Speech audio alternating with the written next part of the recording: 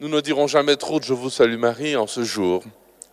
Je vous salue Marie, pleine de grâce, le Seigneur est avec vous. Vous êtes bénie entre toutes les femmes, et Jésus, le fruit de vos entrailles, est béni.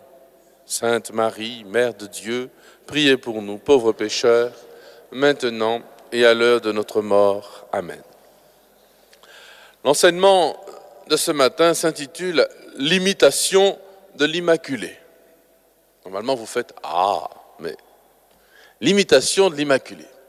J'ai eu quelques scrupules à intituler cet enseignement « L'imitation de l'Immaculée » parce que je me suis dit que finalement, la seule personne à imiter, c'était le Christ. Et cela est vrai.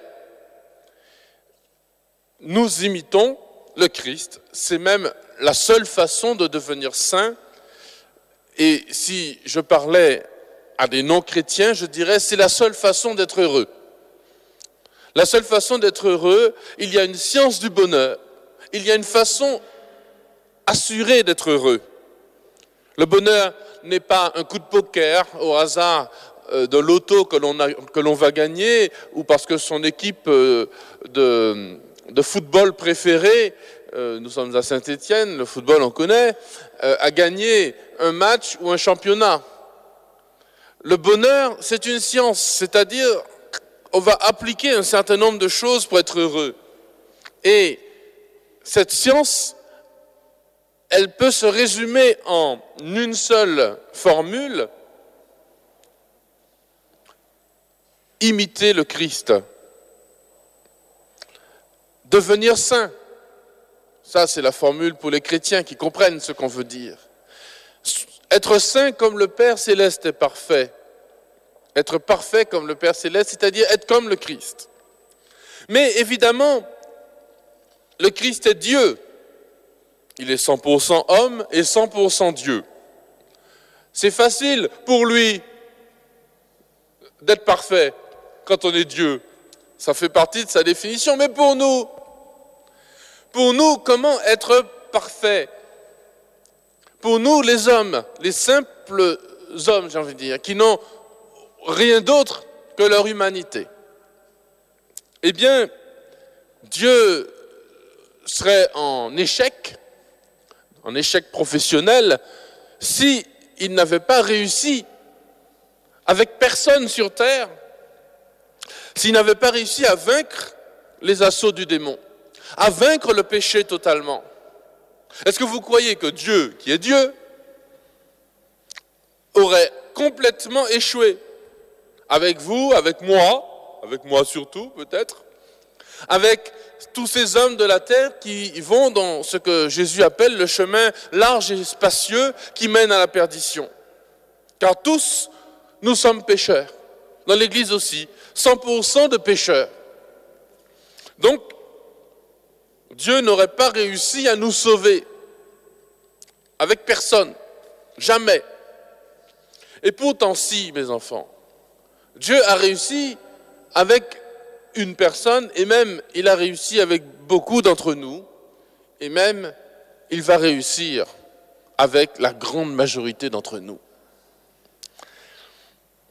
Cette personne, vous le savez, c'est sa journée, avec qui Dieu a complètement réussi, et qu'il nous montre un exemple à travers son Église, et en particulier dans l'Évangile. Cette personne, c'est la Vierge Marie. L'Immaculée Conception. Et ce n'est pas parce que le pape Pie IX, en 1854, a proclamé le dogme de l'Immaculée Conception que l'Église a commencé à croire en l'Immaculée Conception à partir de 1854. Cette vérité de foi, l'Église l'a toujours crue, toujours su. Marie, la mère de Jésus, cette femme, cette fille d'Israël, cette fille de Sion, dans l'Écriture, c'est elle qui reçoit toute cette, la notion de la féminité, toute cette image de la féminité s'accomplit en Marie, puis en l'Église, mais d'abord en Marie. Elle a été choisie pour être celle qui portera celui qui porte tout. Jésus a été le seul enfant qui a choisi sa mère. Vous pensez bien qu'il l'a bien choisi. Moi aussi, j'aurais choisi la mienne. Je lui aurais enlevé quelques défauts, Mais enfin, globalement, j'aurais choisi la même si j'avais eu à choisir. Mais voyez, Jésus, il a choisi sa mère et sa mère lui ressemble et il ressemble à sa mère. Et Dieu l'a choisi et l'a désigné et lui a donné cette grâce d'être immaculé dès sa conception. C'est pas simplement d'être sans péché, d'être immaculé dès sa conception. Voyez, après tout, Adam et Ève aussi étaient immaculés. Mais c'est mieux que ça. Il a donné à Marie la victoire sur le mal. Il a donné à Marie la victoire sur la mort. Il a donné à Marie une grâce, ce que les théologiens appellent la grâce christique et christo-conformante. La grâce qui vient du Christ et qui nous fait ressembler au Christ. Et donc, il nous révèle, à travers l'Immaculée Conception, que nous ne sommes pas seuls. Une fois, j'écoutais la radio sur la route, et cette radio, qui n'était pas Radio Espérance, parce que ça ne captait pas à cet endroit-là, j'étais entre Toulouse et Bordeaux, on ne capte pas Radio Espérance. Et donc, sans faire exprès, je tombe sur une radio du monde, et cette radio diffusait une chanson que vous connaissez certainement, qui est une chanson de Starmania, et qui dit « Mais au bout du compte, on se rend compte qu'on est toujours tout seul au monde. » Et cette chanson est très importante. Si vous êtes sage, je peux vous la chanter. Hein. Mais au bout du compte, on se rend compte qu'on est toujours tout seul au monde. Eh bien, mes enfants, cette chanson est très importante pour notre monde, car elle est tout à fait représentative de ce qu'il y a dans l'esprit des hommes d'aujourd'hui. Tout le monde est persuadé qu'il est seul au monde. Et donc il faut qu'il se batte contre les autres, contre sa femme, contre son mari, contre ses enfants, contre son patron, contre ses employés, contre qui vous voulez, contre le gouvernement, contre tout le monde, pour exister. Puisque je suis tout seul, je n'ai pas d'autre solution que de me battre, c'est-à-dire de ne pas vivre dans l'amour. L'amour fait peur. Et on aime l'amour dans ce monde uniquement lorsque l'amour nous rapporte quelque chose, puisque je suis tout seul au monde. Donc, quand on aime, même dans la vie conjugale, c'est je t'aime jusqu'à ce que je t'aime plus. Je t'aime jusqu'à ce que je trouve mieux. Voyez, puisque je suis seul au monde. Au bout du compte, on se rend compte qu'on est toujours tout seul au monde. Eh bien, ce n'est pas notre cas à nous chrétiens. Et c'est la Vierge Marie dans l'Immaculée Conception qui nous révèle cela. Au bout du compte, nous, on se rend compte qu'on n'est jamais seul au monde. Car il y en a un qui vient vivre en nous et qui a demeuré en Marie dès sa conception. C'est l'Esprit Saint. Voyez, nous avons avec Marie la plus belle parole de Dieu. Dieu nous dit, si vous étiez seuls pour affronter le monde, pour affronter le mal, le péché, bien sûr que vous allez tous tomber et que vous serez tous damnés. Car le mal est puissant, il est malin, comme son nom l'indique. Mais je ne vous laisse pas seuls, dit Dieu. Je vous donne mon Esprit Saint, qui vient à l'intime même de votre personne, qui rentre dans votre âme, qui épouse votre âme, qui illumine votre âme, qui vous donne d'agir, d'aimer. Et au bout du compte, vous vous rendez compte que vous n'êtes pas seul. Parce que vous n'êtes pas seul à porter l'Esprit Saint, que cet Esprit vous fait crier « Abba, Père, Papa », et vous vous rendez compte que vous avez des frères, etc., etc. Et donc, l'expérience de l'amour. Voilà l'Immaculée Conception au cœur de l'Église, devant nous, aujourd'hui, en cette année de la foi, en ce 30e anniversaire de Radio Espérance, l'Immaculée Conception, et donc cette puissante victoire de Dieu. Et je me suis rendu compte que le Concile Vatican II, dont nous fêtons les 50 ans, cette année aussi, le Concile Vatican II, dans le chapitre 8 de Lumen Gentium, nous dit à plusieurs reprises qu'il nous faut effectivement imiter la mère de Jésus. quel est le modèle de l'Église? Le modèle pour l'Église, le modèle de la foi, le modèle dans l'Église aussi. Alors je me suis demandé pourquoi. Et comme vous le savez, j'ai la joie d'animer une émission hebdomadaire qui s'appelle « Comment va ton âme ?», dans laquelle on me pose des questions très intelligentes sur la vie spirituelle. Eh bien, je me suis rappelé une question qui m'a été posée. Quels sont les combats de la foi? Quand on a la foi, y a-t-il des combats? Et je me suis rendu compte que Marie nous aide, l'exemple de l'Immaculée Conception, et quand je dis l'exemple, ce n'est pas simplement un exemple extérieur, de loin. Vous voyez, c'est un exemple qui vient à l'intérieur de nous, que nous épousons. L'exemple de l'Immaculée Conception nous donne de vaincre les combats de la foi. Premier combat de la foi, c'est le combat contre Dieu. Un peu comme Jacob quand il passe le gué de Yabok. Pourquoi? Parce qu'avoir la foi, croire en Dieu, eh bien c'est se retrouver devant un Dieu qui est tout, un Dieu qui est grand, qui est créateur de l'univers, du monde visible et invisible. Je crois en Dieu, le Père tout-puissant. Et être soi-même, eh bien tout petit, tellement petit qu'on n'est presque rien. Qu'est-ce que nous sommes? Face à la mort, face aux fins dernières, à l'enfer, le paradis, face au jugement divin, face à tout ce qui est surnaturel, aux événements de l'histoire, aux révélations. Car lorsqu'on a la foi, on prend de la hauteur, on commence à regarder autour de nous. Et chaque événement, d'une certaine façon, a une résonance cosmique dans nos vies. Quand on apprend qu'un tel a commis un crime, ce n'est pas pour nous un simple fait divers quand on a la foi. Un fait divers qui passera et qu'on oubliera demain. Ce n'est pas ça. Quand on a la foi, on se rend compte que tel crime commis dans telle partie du monde ou tout près de nous a une résonance d'une victoire du démon, du mal avec un grand M, que le mal se répand.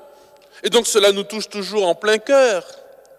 Et nous nous retrouvons démunis, petits, anéantis. Et voilà ce qui fait peur dans ce premier combat de la foi.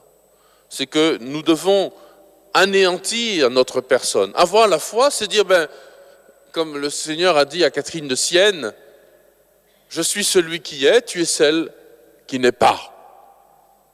Et ça, nous les hommes, nous n'aimons pas, nous sommes des personnes. Dire à Dieu, comment ça, je ne suis rien, mais je suis quand même quelque chose, un petit quelque chose, pensez-vous, je fais 120 kilos, je suis le père Macaire, je suis quelque chose. Eh bien non, tu n'es rien. Tu n'es rien face à l'humanité, tu n'es rien face à la ville dans laquelle tu habites, tu n'es rien face à l'histoire du monde qui s'est déroulée depuis des millénaires, tu n'es rien face au cosmos et surtout, tu n'es rien face à Dieu. Et ça, c'est un anéantissement que l'homme n'aime pas. Ce n'est pas facile d'avoir la foi. C'est même plus simple de ne pas avoir la foi. Vous savez, mais au bout du compte, on se rend compte qu'on est toujours tout seul au monde. Comme vous êtes sage, je vous le rechante. Mais au bout du compte, on se rend compte qu'on est toujours tout seul au monde. Eh bien, puisque je suis seul au monde, je suis tout. C'est plus simple de ne pas avoir la foi. Or, nous l'avons la foi. Nous savons que Dieu existe, qu'il est là, qu'il a créé le monde. Eh bien, mes enfants, ce premier combat de la foi, le combat face à Dieu, face à l'anéantissement de mon être, nous pouvons remporter la victoire en contemplant l'exemple de Marie, en épousant l'exemple de Marie, en suivant Marie, en suivant l'étoile, comme dit Saint Bernard.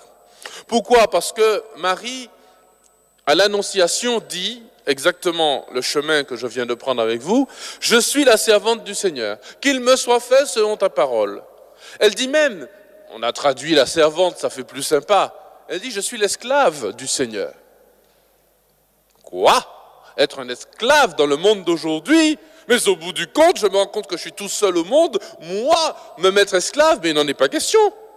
Et pourtant, nous, les croyants, nous prenons la décision d'entrer dans le chemin de Marie. Pourquoi? Parce que l'Esprit Saint nous fait le don de crainte et le don de piété.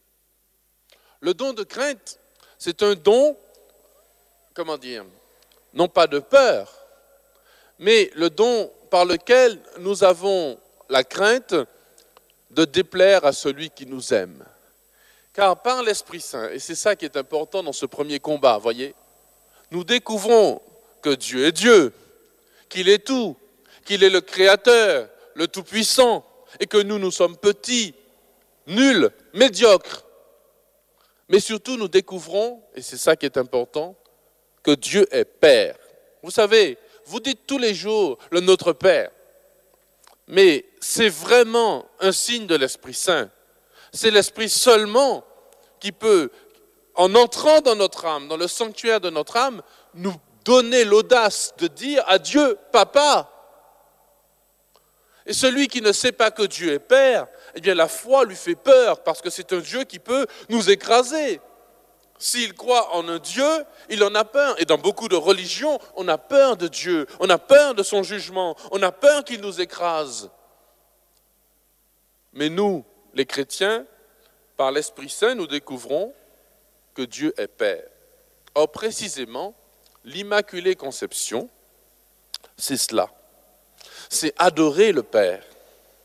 C'est être une créature. Et au lieu de l'anéantissement de notre être, nous entrons dans l'adoration de Dieu. Ce que je veux vous dire ce matin, sur ce premier combat de la foi, c'est que Immaculée Conception, le miracle, c'est pas dans Immaculée, le miracle c'est dans Conception. Parce que Immaculée, vous l'êtes, vous aussi, nous le sommes, mes enfants. Lorsque nous adorons Dieu, dans l'adoration eucharistique en particulier, nous adorons Dieu. Nous sommes devant lui, comme dit le vieillard au curé d'Ars. Je l'avise et il m'avise. Ou plutôt, dans le bon sens, il m'avise et je l'avise. Je le regarde, il me regarde. Je suis devant mon Dieu en adoration. Et au moment où nous sommes en adoration, nous sommes immaculés. Oui, je vous le dis, autant que Marie, comme Marie, par la même grâce de l'Esprit Saint qui nous fait découvrir que ce Dieu dont nous pourrions avoir peur, puisqu'il est si puissant, est au contraire notre Père, celui qui nous protège. Je rends grâce pour Radio Espérance, qui nous donne de vivre des temps de prière, des temps de consécration, et même, malgré la radio, des temps d'adoration. Car grâce à ce moyen, le Seigneur nous donne d'entrer dans le chemin de l'Immaculée, dans l'imitation de l'Immaculée. Deuxième combat de la foi. Le deuxième combat, c'est celui par lequel nous avons peur des dogmes. Les vérités qui nous viennent de loin, qui nous viennent de l'Église, en particulier des apôtres et des pasteurs. L'homme n'aime pas cela car il a peur pour son intelligence. Voyez, nous avons une intelligence qui est une capacité à connaître, un peu comme un sot. Un sot, pas en 3 lettres, hein. Un sot en 3 lettres, c'est quelqu'un justement qui n'a pas d'intelligence. Mais un sot, un récipient. Et ce récipient, il est tourné et il va essayer de se remplir. Il va essayer d'être rempli par les connaissances qu'il aura cherchées. Nous avons une intelligence. Or, la foi nous demande d'humilier cette intelligence. Ou si vous préférez, j'emploie un terme un peu violent, l'humiliation, mettons plutôt l'humilité. La foi demande de reconnaître des vérités qui sont plus grandes que nous, qui dépassent la capacité de notre sceau, de notre récipient. Et donc, l'intelligence de l'homme n'aime pas ça. Oh là là, on aimerait comprendre selon nos capacités uniquement. On n'aime pas reconnaître qu'il y a des choses qui nous dépassent. Vous savez, quand on dit « je ne comprends pas », alors vraiment, je ne saisis pas. Et ça, on n'aime pas. On n'aime pas parce qu'on a peur, ça nous insécurise d'être dans l'erreur, de ne pas savoir où est le chemin, est-ce que c'est par là, est-ce que c'est par là. Or, un peu comme un aveugle, on doit se laisser faire. Mais attention, la foi n'est pas aveugle. La foi demande au contraire une ouverture de l'intelligence, encore plus grande que si elle essayait de comprendre par elle-même. Mais elle demande, avant cette ouverture, ce trop-plein dont je vais vous parler tout à l'heure, la foi demande d'abord une humiliation, une humilité de l'intelligence. C'est pour ça que le Seigneur dit, « Seigneur, je te rends grâce car tu as caché cela aux sages et aux savants et tu l'as révélé aux tout petits. » Encore plus petit que Louis Benoît qui est devant moi. Tu l'as révélé aux tout petits. Ils comprennent les choses. Pourquoi ? Parce qu'un tout petit, c'est quelqu'un qui se laisse enseigner. On va à l'école, on voit papa et maman qui nous enseignent des choses. On va à l'école, on va au catéchisme et on apprend. On apprend tout. On apprend à faire cuire un œuf, on apprend à manger un yaourt sans en mettre partout. On apprend à marcher. On apprend à voir, à lire, on apprend tout. Le tout petit, c'est un récipient qui reçoit. Mais le sage et le savant, le grand, l'adulte, lui, il sait. Au contraire, c'est lui qui enseigne, vous pensez bien. Surtout ces dominicains. Alors là, il est sage et savant, plus que savant. Il enseigne tout. Eh bien, c'est pas vrai. Il comprendra rien dans la foi s'il est dans cette attitude. Et l'humanité aujourd'hui, au bout du compte, elle se rend compte qu'elle est toute seule au monde. Et donc, tout le monde veut chercher par lui-même les choses. Or, il y a dans la foi des mystères qui sont incompréhensibles par l'intelligence toute seule. Nous allons fêter l'incarnation bientôt. Qui peut comprendre que Dieu, la seconde personne de la Trinité, le Verbe éternel, il est Dieu, né de Dieu, lumière, né de la lumière, vrai Dieu, né du vrai Dieu, engendré, non pas créé, de même nature que le Père. Par lui, tout a été fait. Et là, pour nous les hommes et pour notre salut, il descendit du ciel, il a pris chair par l'Esprit Saint de la Vierge Marie. Qui peut croire ça par lui-même, par les ressources de sa propre raison, de son raisonnement personnel? Ce n'est pas possible. C'est un combat. C'est un combat de l'intelligence qui doit, voyez-vous, reconnaître sa petitesse. Et avant d'être en acte, avant de réfléchir, de raisonner, elle doit d'abord s'humilier. Et ça, c'est un combat de la foi. Ça fait peur. Vous connaissez l'histoire de ce roi qui avait 3 fils. Et dans le palais, il y avait une immense salle, un peu comme cette chapelle.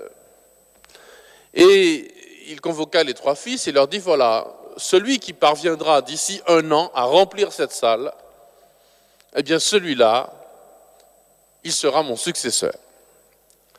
Le fils aîné, qui était déjà grand-duc, a pillé toutes les ressources de son duché et au bout d'1 an, il est arrivé et il a rempli à moitié avec des pièces d'or la grande salle.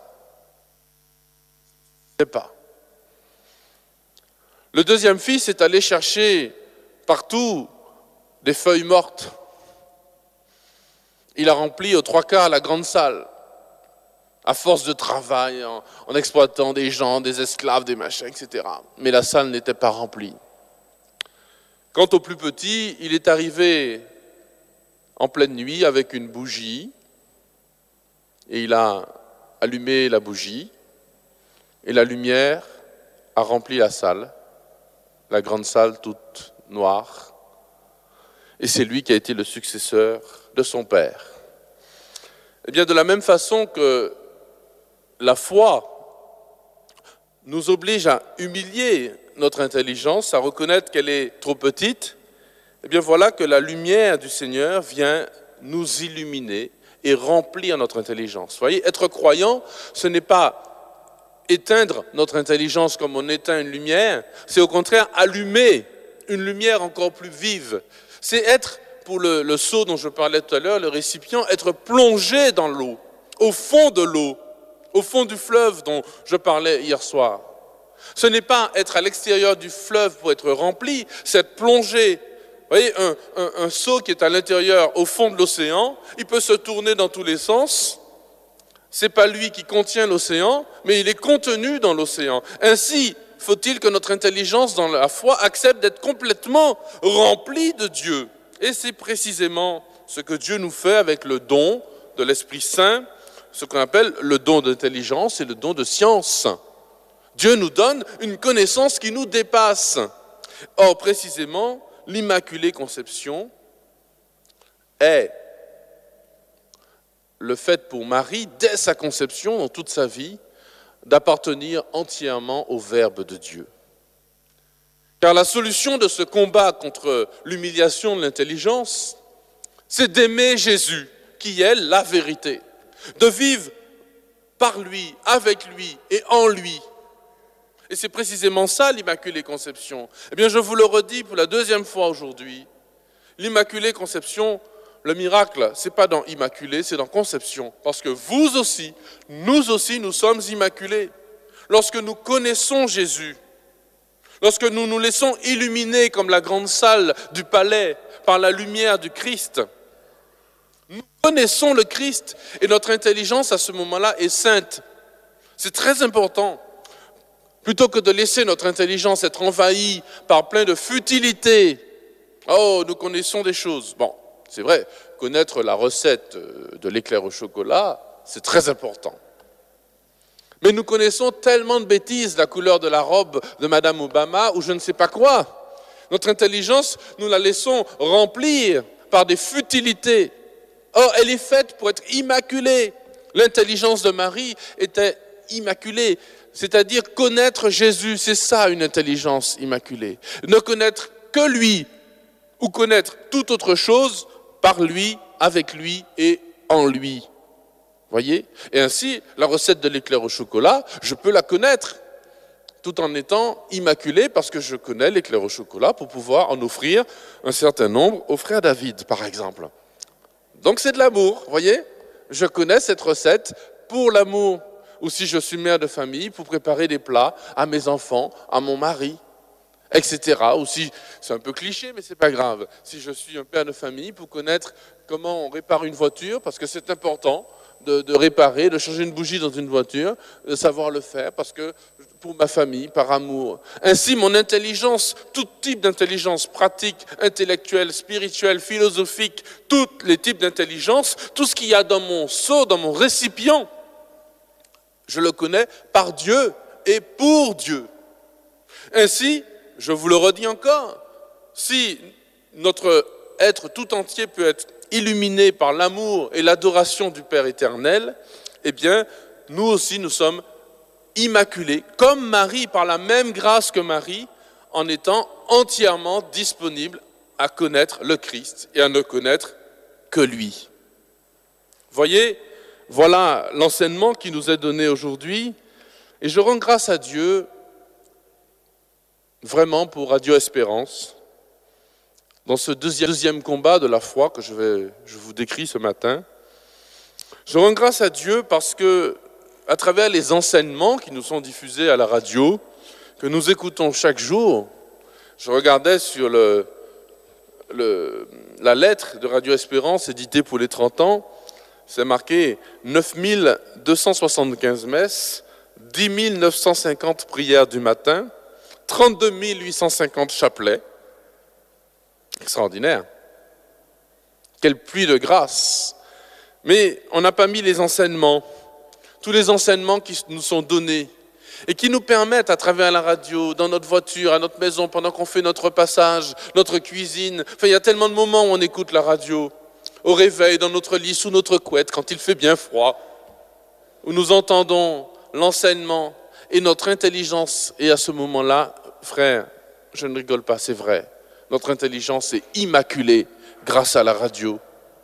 Parce qu'elle est, à ce moment-là, à la disposition du Seigneur. Elle se laisse remplir humblement par la vérité que l'Église nous transmet de la part du Seigneur.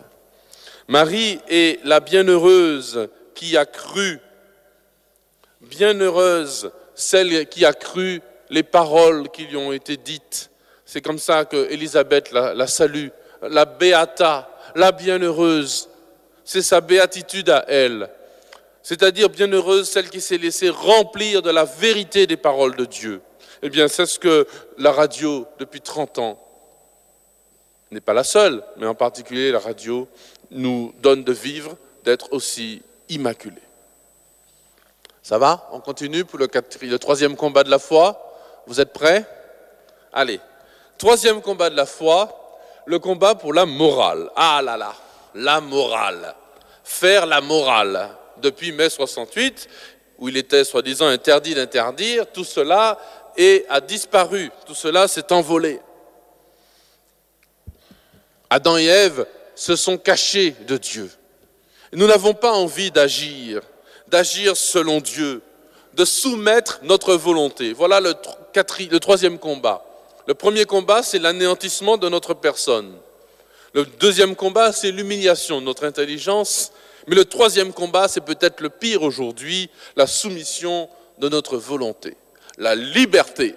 Chacun fait ce qui lui plaît.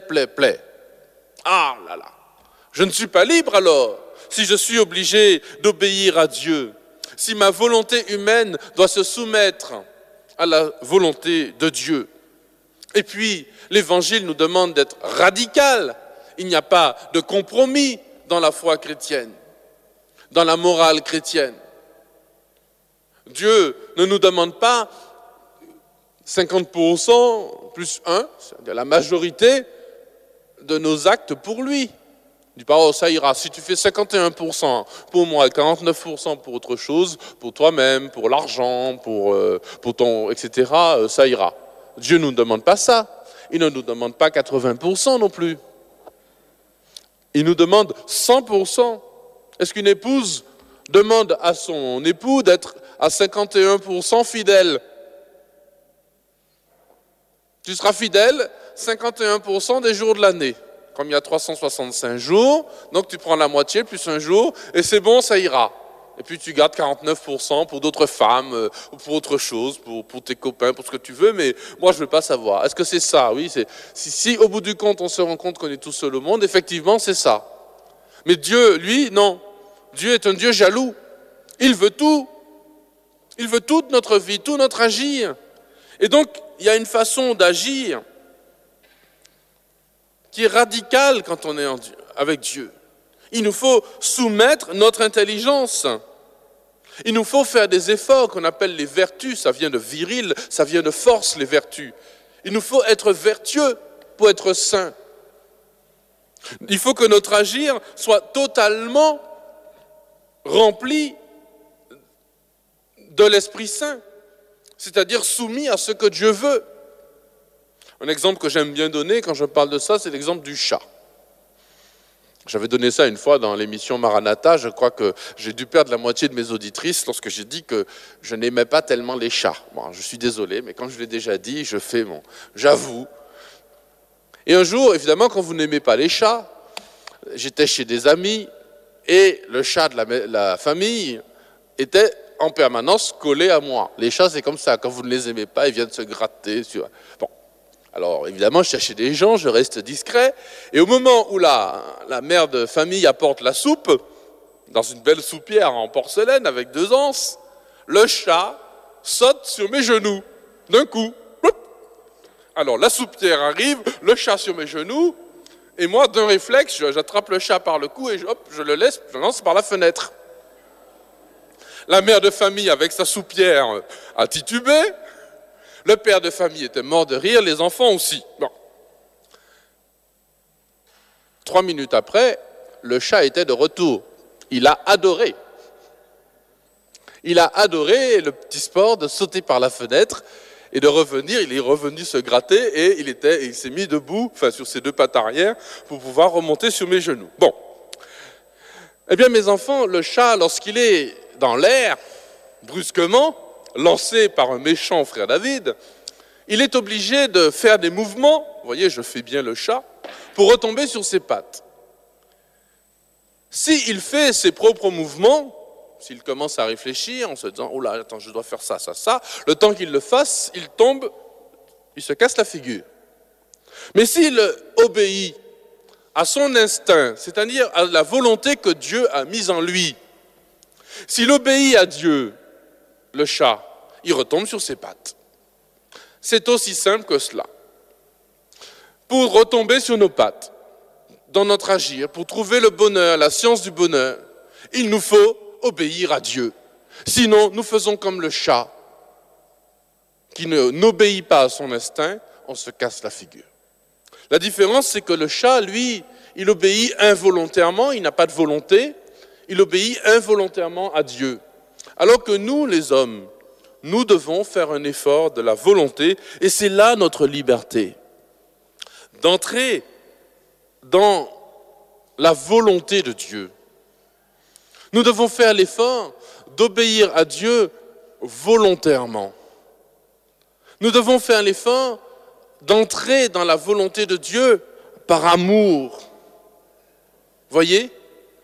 Et c'est là tout le problème, car le péché originel est venu nous créer une distance. Adam et Ève se sont cachés. En nous, nous avons cette réalité du péché qui nous empêche d'obéir à Dieu. Et c'est pour ça qu'on se casse la figure. Ça s'appelle le péché. Le péché, c'est une erreur. Voyez ? On est bête et méchant. Et on est surtout bête, en fait. On est plus bête que méchant, en tout cas. Si vous préférez un langage plus théologique, les théologiens disent que dans un péché, il y a de la misère, c'est-à-dire de la faiblesse, et de la malice, la volonté de faire le mal. Eh bien, il y a plus de misère que de malice dans le péché. En fait, nous sommes bêtes. Nous sommes plus bêtes que le chat, voyez ? À cause de la mauvaise utilisation de notre liberté, nous utilisons notre liberté pour faire le mal, alors qu'elle ne nous a pas été donnée pour faire le mal, mais pour faire le bien. Quand nous avons quelqu'un à aimer, un frère, une sœur, un ami, un époux, une épouse, cette personne nous a été confiée par Dieu pour qu'on l'aime. Or, nous utilisons ce lien de temps en temps, et parfois gravement, pour faire du mal à l'autre. Il eût mieux fallu que nous soyons des inconnus, comme ça nous ne serions pas fait du mal les uns les autres.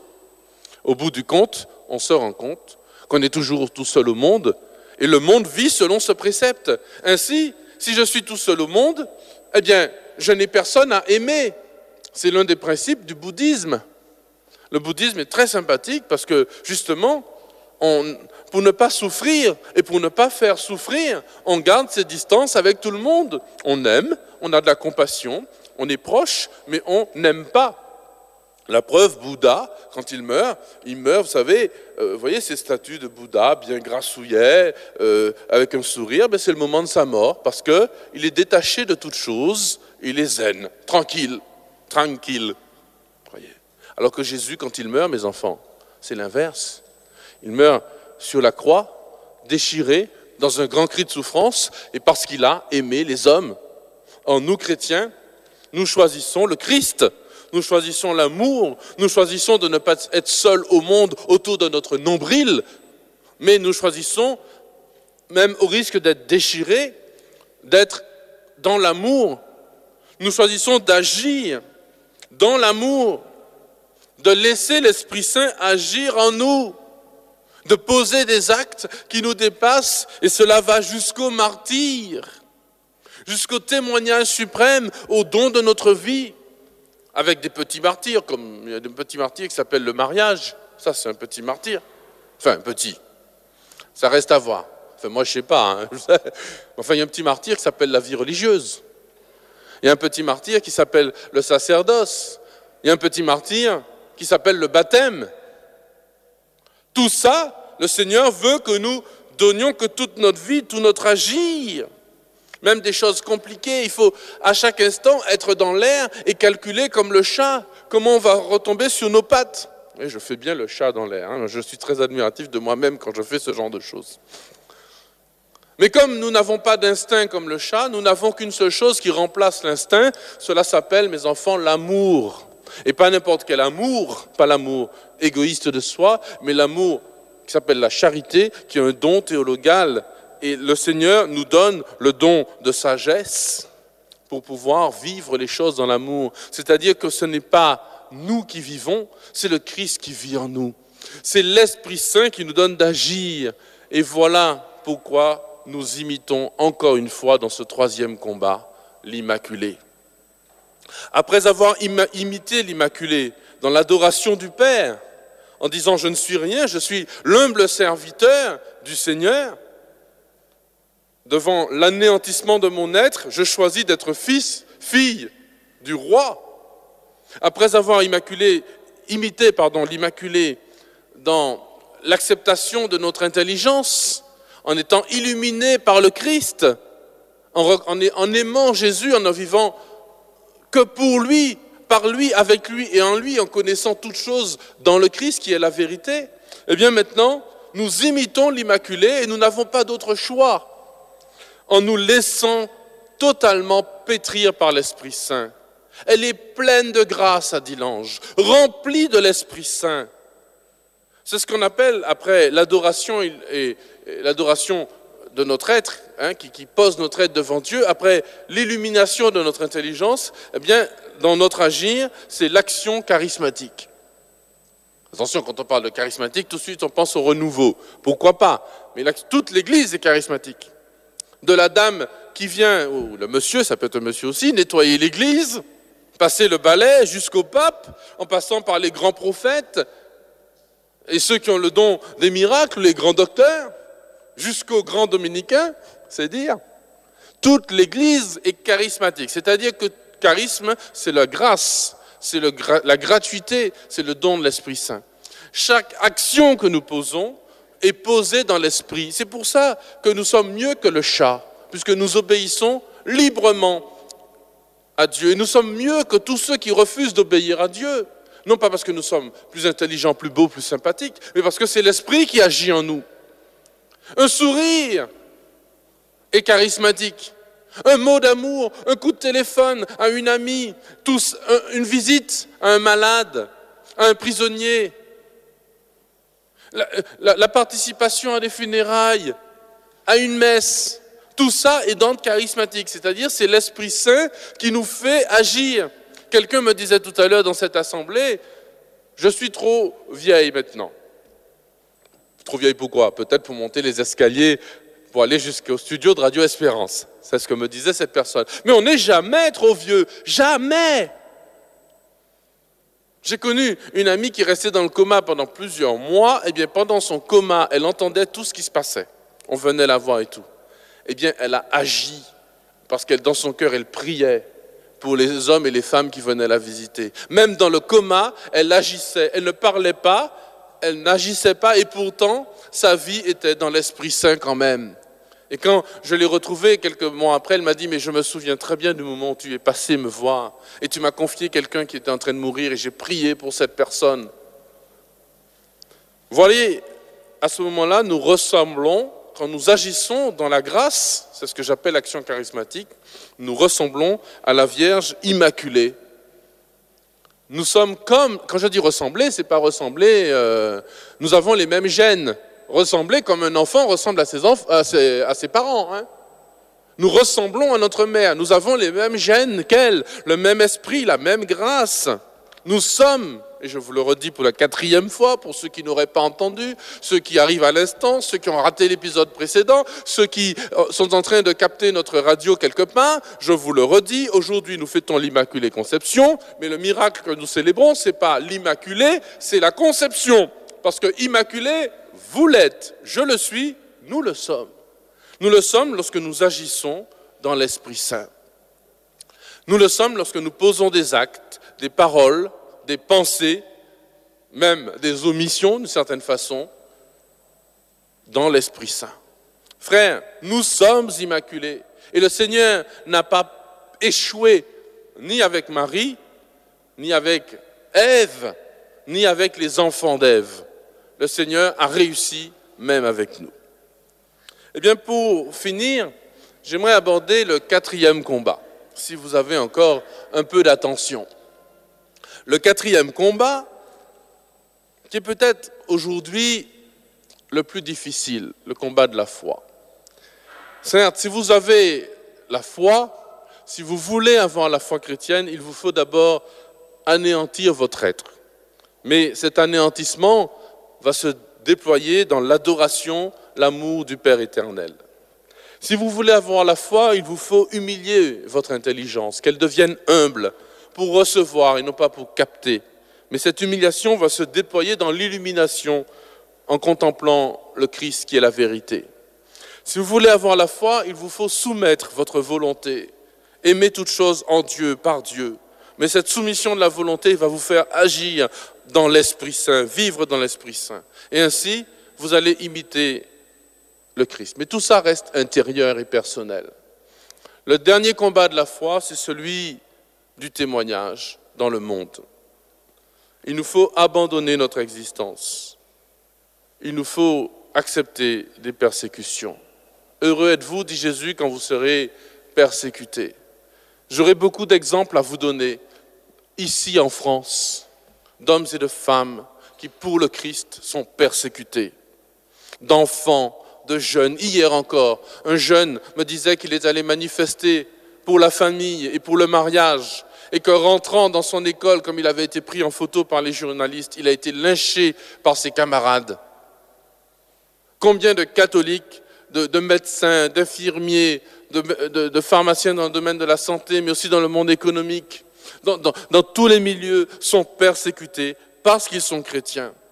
Et ça fait peur. La croix, le martyre, les ennemis de l'Église, la montée d'autres religions violentes, l'exclusion. Aujourd'hui, pendant que nous parlons, le pape l'a rappelé dernièrement, 80% des personnes persécutées dans le monde entier pour leur religion sont des chrétiens et sont des catholiques. C'est nous qui sommes attaqués. Et puis il y a les questions qui fâchent sur la sexualité, le divorce, l'avortement, l'euthanasie, etc. Et nous portons cela dans le monde. Et dire qu'on est catholique, c'est avoir à répondre en permanence dans notre engagement, dans notre témoignage. Et ça fait peur, d'abandonner son existence et son affectivité. Eh bien, le Seigneur répond par l'esprit de Pentecôte, le mystère de la Pentecôte. Tous de même cœur étaient assidus à l'enseignement, dont Marie, à la prière, dont Marie, la mère du Seigneur. Marie est là, et le Seigneur nous fait le don de force et de conseil. Nous fait ce don de la force et du conseil pour pouvoir en parler en temps utile, pour pouvoir peser le pour et le contre, pour pouvoir agir et s'affirmer dans le témoignage. Nous sommes aussi dans ce combat invités à imiter l'Immaculée. Et je le répète encore, imiter l'Immaculée, c'est être immaculé. C'est être comme l'Immaculée. C'est être uni à l'Immaculée. Eh bien, nous sommes invités à être lumière du monde, à vivre du ciel. Je ne meurs pas, dit la petite Thérèse de Lisieux, j'entre dans la vie. Voyez ce combat-là, qui peut être jusqu'à la mort, pourquoi pas, après tout? D'autres sont passés par là. Eh bien, nous le remportons en vivant de la louange.